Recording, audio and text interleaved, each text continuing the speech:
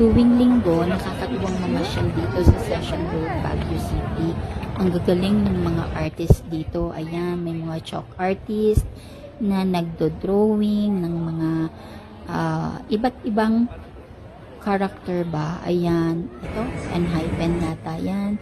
Tapos ito, tingnan nyo naman, makulay, napakaganda, cute anime. Yan. Ang gagaling nila, diba? Yan. Tapos, meron ding mga nagpo-portray ng mga anime. Diyan, may Japanese anime.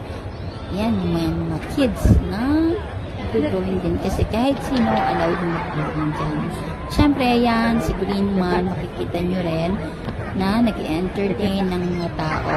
Yan, ang daming nanonood sa kanya. Kasi, he is good in entertaining people.